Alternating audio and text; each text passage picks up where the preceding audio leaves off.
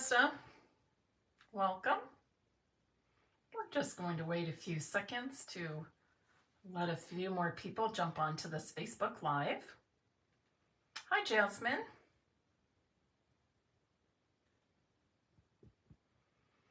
Okay, welcome to my Stampin' Piece studio. I'm Mary Knabe, coming to you live on Thursday, July 25th from Westerville, Ohio. I live outside of Columbus, and people are starting to get pumped about the college football season around here, and I like to cheer on the Ohio State Buckeyes. So just starting to hear about that and getting excited. The university will be filling up in the next couple of weeks, and then we'll get into college football, and that's always a lot of fun. Do you have a favorite team, college team, that you like to cheer for?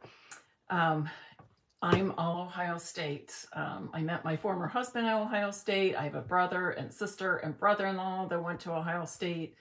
Both of my daughters went to Ohio State. My sister's two daughters are at Ohio State. One is in nurse practitioner school and works for the Ohio State Wexner Medical Center as a nurse, an RN. And then Avery will be a senior at Ohio State this year in business.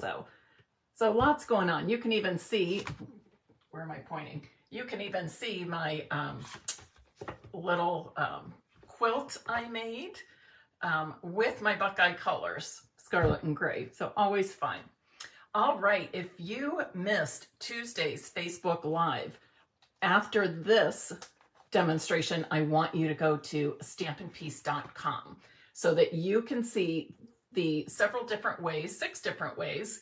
I used designer series paper or pretty papers, pattern paper, whatever you want to call it, to decorate our envelopes. So we can make our envelopes as pretty and wonderful as the cards that we're sending. Here's one, the first 3 samples. We decorated the front of our envelopes.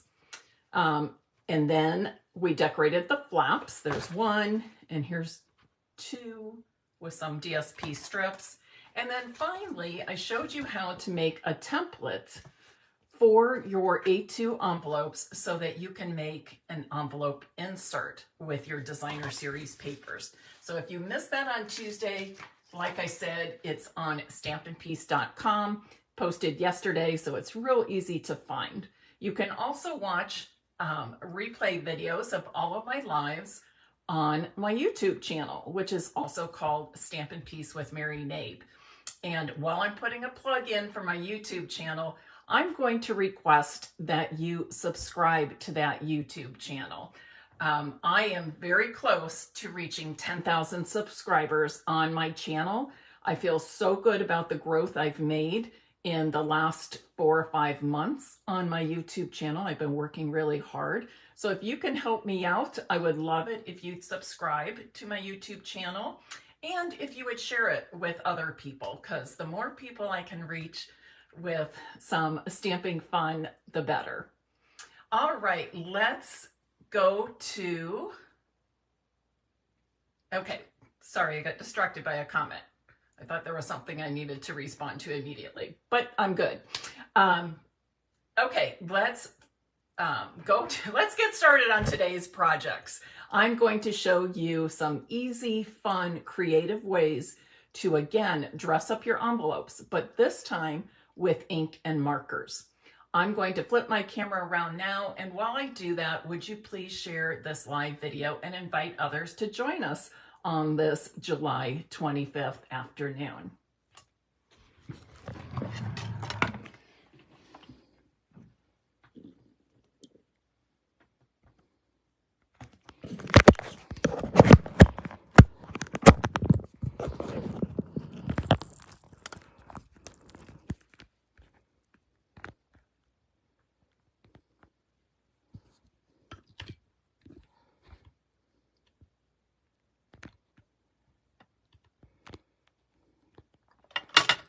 I kind of wish I have 2 iPhones that I could keep one mounted for my camera all the time, but that would be a little pricey, wouldn't it? So I will not be doing that, but bear with me as I make adjustments each time. Okay, so I'm going to first of all tell you the products I'm using today. Of course, I'm using our medium basic white envelopes. They are for A2 size cards, so finished cards that measure 5.5 by 4.25 inches, okay? Then I'll be using some of the stamps from Painted Lavender stamp set for today's demonstration. It does have a beautiful die set to go with it, but I'm just using a few of the stamps today. And then there is another stamp set, and I'll be using Big Hugs, okay? I will also be using the, what is this called? Perennial postage dies. Perennial postage dies. I believe they've carried over, but I can't remember if they're in the catalog or they went to the online store, but they are definitely available and just fun to use. But I'll be using a stencil I made with this one die. And as you see, and I go through all these different things, you'll notice that you can swap out any of your stamps and any of your colors, your markers, your ink pads for what I'm going to show you today. So for the first example, I'm going to ink up this leaf set, or this leaf stamp, from the Painted Lavender stamp set. And I'm using Lost Lagoon ink, and I'm just going to stamp it in, oops, didn't quite get those leaves all the way. Even pressure, Mary. There we go. This is probably the most common way we decorate our envelopes, by stamping a little something in that bottom left corner of the envelope front. So there's something easy to do. Now, I might want to add a little something extra using the same stamp and ink pad. Oops, I boo-booed on there, didn't I? But just stamping it twice, okay? Stamping it twice. Can you guess what I would do? Like, I boo-booed that, right? There's nothing I can do when it's on an envelope front to hide that with an embellishment or something like that. Can you guess what I might do to cover that up and still be able to use this envelope? I hate to waste, so it would drive me nuts if I had to waste. You could also do something like this. Stamp a little bit on the opposite side. I want to fill in this little empty spot here. There, that's better. Yes, Tony, I would either put an address label there or just cover it up with a piece of white typing paper, or put down a piece of the basic white cardstock. Okay, so there's another idea, stamped multiple times. Then you might decide that instead of just stamping those leaves in one color, you might want to add a second color. And I could do this by adding some of the flowers from the stamp set, but instead I'm going to stamp some butterflies. How easy is that, right? How easy is it? And look how pretty it looks. I boo-booed again, didn't I? But my address label will cover that. And maybe even up here. And see how that just takes it up a notch too? With another image and another color. Then, and this is something I really like to do. I often stamp the images on my envelopes, but sometimes I like to stamp some words instead, a sentiment or maybe a single word. And I either do that on the bottom left corner of the front or on the envelope flap on the back. So for this one, and this is one of my favorite ones to use for envelopes, big hugs. It just tells people there's a special something inside this envelope, a special card with a special message meant just for them. And a lot of times big hugs are maybe when I'm missing Emily down in Cincinnati and I send a pretty card to my daughter, or perhaps you're sending a thinking of you card, or somebody's going through a difficult time, loss of a job, a divorce, struggling in some way, maybe with their health. So thinking of you cards, you're on my mind, even sympathy cards. You can give them a nice little sentiment that coordinates with the card inside, but have it on your envelope, okay? And sometimes on the back, and I do this at the holidays a lot of times, I might have kind of a large stamp that says something like Merry Christmas or Happy Birthday. And then the card inside my envelope would be for the same occasion, but it would use a different sentiment, okay? Oh, Melanie, I feel your pain. Melanie says she's packing for an extended vacation and the craft box is the hardest thing to narrow down. I so get you, girl. I get you. That is a struggle. I'm not gonna lie, it's a struggle. Okay, so let's flip on over to the flap of our envelope for the next few examples of how you can quickly, easily decorate your card or your envelopes, but still have lots of fun doing it. So I'm going to take that same, I'm going to clean off that stamp a little bit. I'm going to take that same butterfly stamp and just stamp randomly on this flap. Now, I don't want to get this ink and the butterflies anywhere else but the flap, right? So what I've done is folded over a piece of my grid paper or scrap paper so that's a little bit larger than the flap. So at least 2.5 inches, I would say. And then I tuck the main part of the envelope behind that and the flap on top of that fold, okay? And then I'm just going to continue to stamp randomly here. I always like to go off the edge a bit.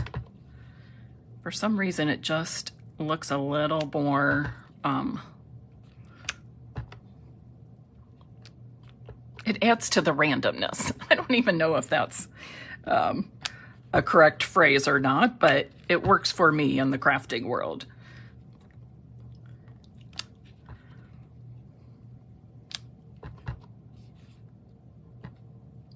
You'll even see on our designer series papers that images go off the edges of that paper. So really, I'm just replicating that idea. Put a little something right here, and maybe right here too. And that's that. How easy is that, right? How easy is that? Lynn, I'm glad you like all these tips and tricks. I do my best to share as much as I can. Okay, I'm going to close up these ink pads for now, and I'm going to switch to using my Stampin' blends. And I have cut 2 pieces of cardstock, actually, one in Lost Lagoon and one in Highland Heather. And I'm simply going to color these pieces with the same color Stampin' blend. So these pieces are 2.5 by 6 inches. I need them to cover the back flap of my envelope. So I'm using the larger paintbrush end of my Stampin' blend, and I'm just going to go back and forth. And I do want to go off the edges. Don't worry if you miss some spots. Don't worry that your lines aren't perfectly straight. It should have some randomness to it to get the effect that I want. Okay, and I can always go back in and fill some of these plain spots if I want to. You know, I could go in again and do that, come off the edge, whatever, but I'm going to leave that for now and give that a second or two to dry while I do the same thing with my Lost Lagoon cardstock and Stampin' Blends marker.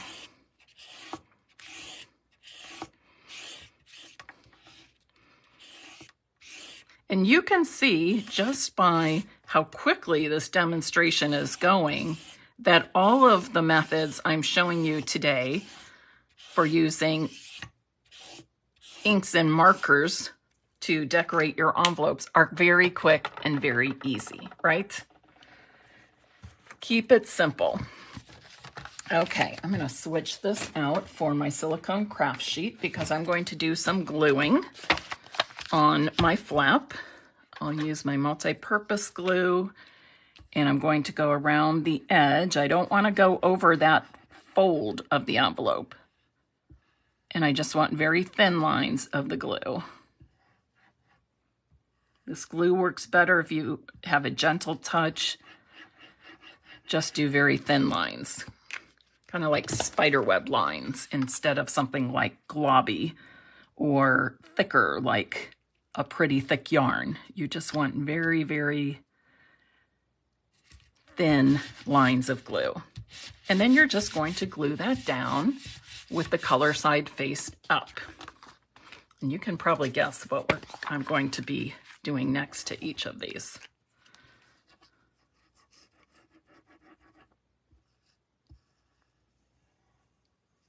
Again, get close to that envelope fold, but don't go over. You want it to seal really well, so you want some of that adhesive all the way around the edges. Somebody asked in a comment after Tuesday's Facebook Live, where I used designer series paper to decorate my envelopes. They asked, will these items, these envelopes, go through the mail process? Okay, yes, they do. As long as you've sealed your DSP or your cardstock, they will go through the mail system okay. So now I'm just going to grab my paper snips, and just like when we decorated our envelope flap with DSP, I'm doing the same thing with this colored tone-on-tone cardstock. And you all know what I mean by tone-on-tone? I use the same color marker as cardstock. That's what I mean by tone-on-tone. Okay, look how pretty that looks. And honestly, it looks like a piece of DSP, doesn't it?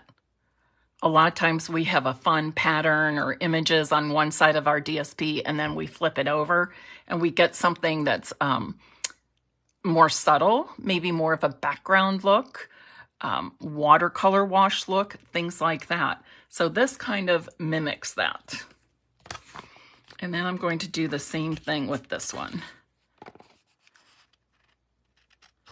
Remember that silicone craft sheet is there to catch all the excess glue instead of having that excess glue go on your crafting surface.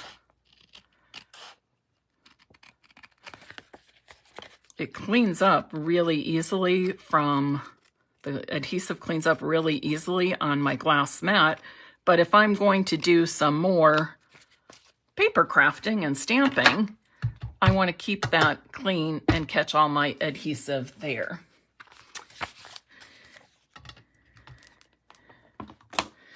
So those are the two. Aren't they pretty? So simple, and it's just a pretty, subtle, elegant touch to your envelopes. Now, before I show you the last, I'm going to show you 2 examples of envelopes I did. These are not my favorite technique, but I like to show them anyways because there are people who do use this technique and do really enjoy it. So you might be one of those people as well. For me, it's just not my favorite. There are others I like to do. So I colored the envelope flap with my Stampin' blends. Just went back and forth alternating the different colors of my 2 Stampin' blends. Very simple, very easy. You can fill in more, you can make them darker, you can make perfectly straight lines with a ruler if you want. But that's what happens.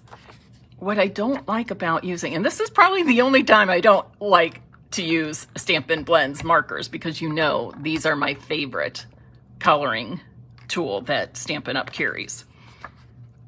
The back of the flap is kind of ugly. But you know what? You're going to seal it and somebody might cut open the envelope and pull the card out and never see that part. So I don't know if that bothers you or not. And then the other thing is, instead of using Stampin' blends, I pulled my Stampin' Write markers. And I used the wide end, the paintbrush tip end, to do the same thing, okay? And you can see the Stampin' Write markers don't bleed through the flap like the Stampin' blends do. I'll also point out that, and I just bought myself a new set of markers because I love the new fine tip on the Stampin' Write markers. They've been reconfigured for this,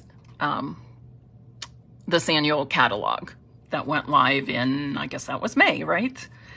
So you'll notice here, this is because my Lost Lagoon marker is starting to dry out. I've used it an awful lot. And I thought, oh, I should redo that with a new marker. And then I thought, I don't need to do that because that just gives a totally different look. So it's very freehand. If you have children or grandchildren, neighborhood kids that you craft with and make cards, kids love this technique. You know why? Because they're never wrong. It's always right. No matter the colors they choose or how it turns out or how squiggly or not straight their lines are, they love it. Okay, now I'm going to show you another technique. So I'm going to grab an ink pad. And I've got one of my blending brushes. And you know what? I don't need that. Earlier today, I cut a piece of white cardstock that measures the exact same size as my envelope front. Okay. What was it? 5 3/4 by 4 3/8. So that's the exact size of my envelope front. Then I went ahead and used one of those perennial postage dies. Okay, I used this one. So 1, 2, 3, the fourth one, fourth small rectangle to cut out. And I can use that piece for maybe another card, or perhaps if you're making a card with a punched piece or a die cut piece, a die cut shape, because we have so many great shapes, right? Then you could, and I'm trying to think what I did with it. Oh, here it is, because I wanted to show you something else too with it. Okay, so I'm going to put some ink on my blending brush, make sure all the edges of my stencil, so I'm calling this a stencil now, and I'm going to start off on my glass mat, move over, and then just lightly swirl and blend some ink there. Okay. And chances are you can repeat this several times without re-inking. You'll be able to repeat it at least a couple times without re-inking, okay? So you see that now? Isn't that pretty?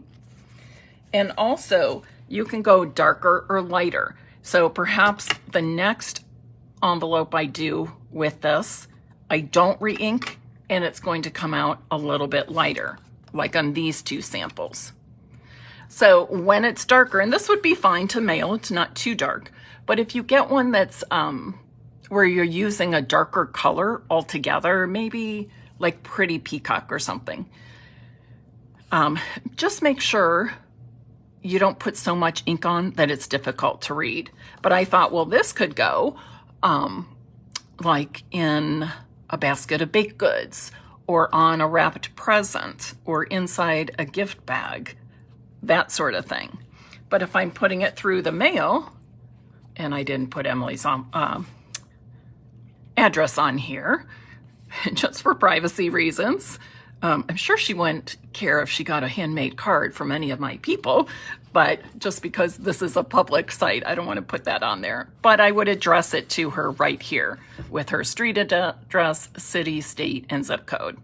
Really pretty, right? And again, we have so many, especially dies, we have so many dies that have kind of unique shapes that would be perfect for this, okay? Now the other thing you can do, I die cut that, right? Now I can take that piece that I die cut, and I'm just going to put, you could even use, if you have a Stamparatus, you could even use your Stamparatus and put a magnet right there. But I'm going to use this piece. I'm going to put the tiniest bit of adhesive on just to hold it in place, and I'll be able to wiggle that off when I'm finished.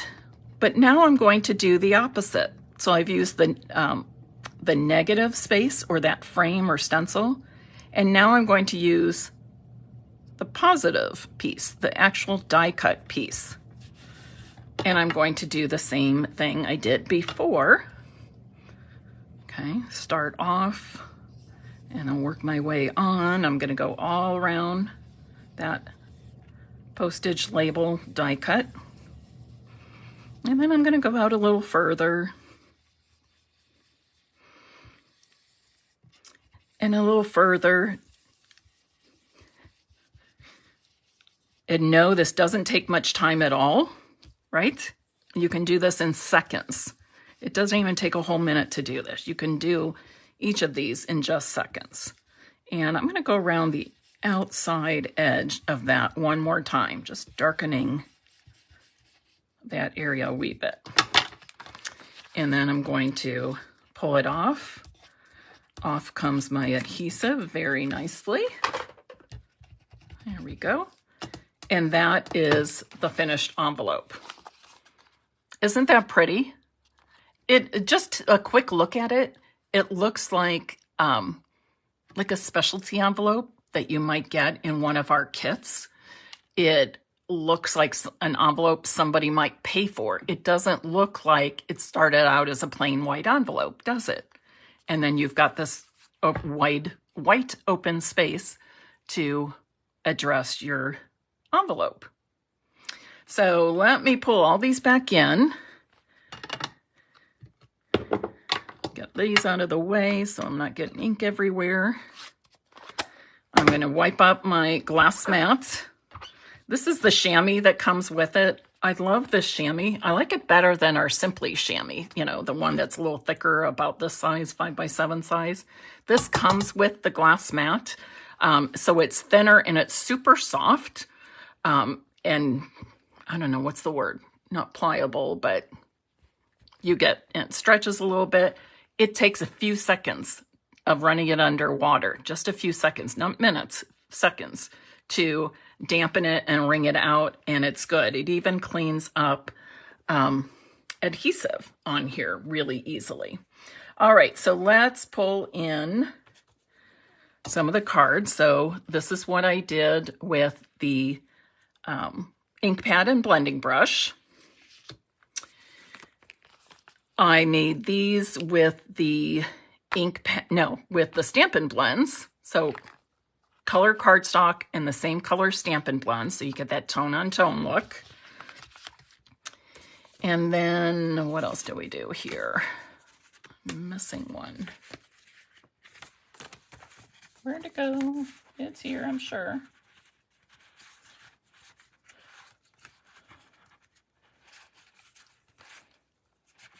Here it is. So just stamping the envelope flap, and I gave you a tip of how to do that using some scrap paper or your grid paper so that you do the stamping just on the flap and nowhere else on the envelope. I showed you that sometimes I like to stamp a sentiment on my envelope. If it's small, I put it here on the front lower left corner. And then if it's a large one, I might put it on the back flap. But I pick a sentiment that is different than I'm using on the card I'm sending, but that coordinates with that. So for example, I might be put this on an envelope where I'm sending a thinking of you card, or you're on my mind, sympathy, somebody going through a difficult time, feel better, get well, that sort of thing.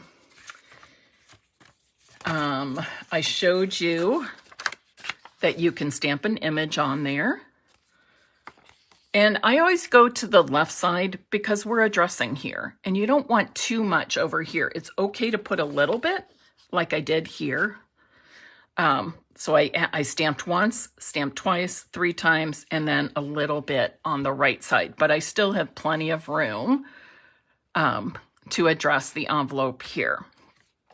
And then, of course, I might want to do 2 images, 2 coordinating images. So lots of easy, fun ways for you to decorate your envelopes. Let me pull that in here so you can see them all. I think you can pretty much see them all there. So lots of easy ways. So what I would love for you to do is with the next card that you make, I would like you to decorate an envelope using one of these techniques.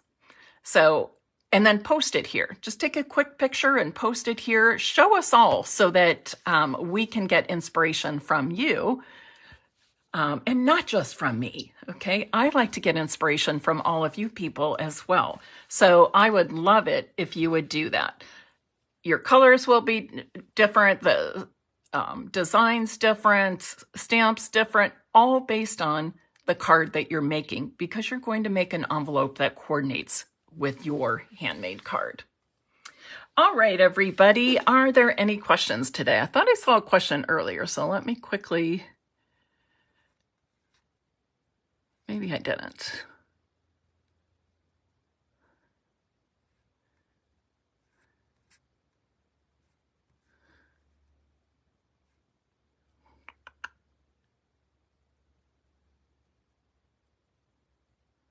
Oh, Melanie, I love that idea of an in-color card with the short straps for a birthday card. Okay, I guess there wasn't a question.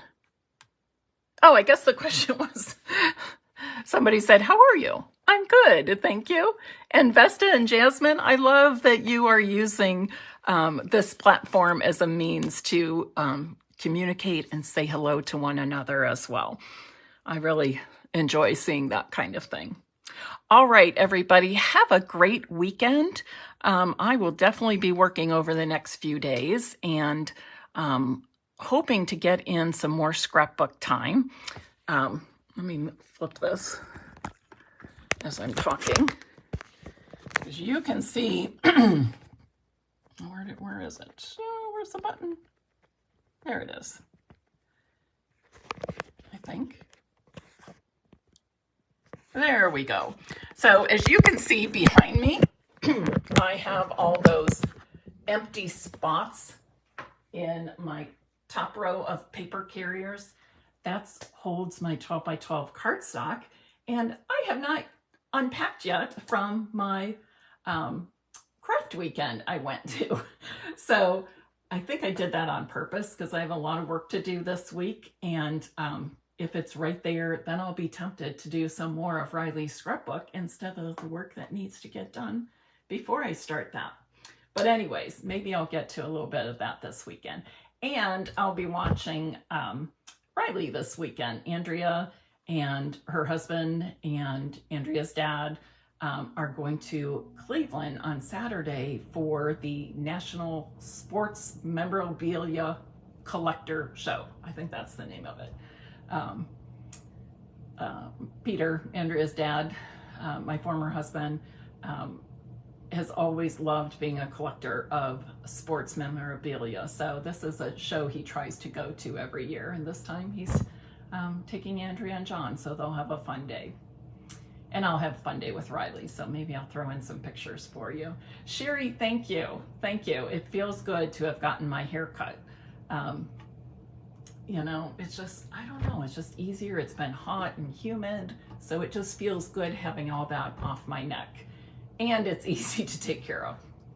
All right, everybody, I will see you next week, hopefully, on Tuesday at 5 p.m. Eastern Time here at Stampin' Peace with Mary Knabe for my next Facebook Live.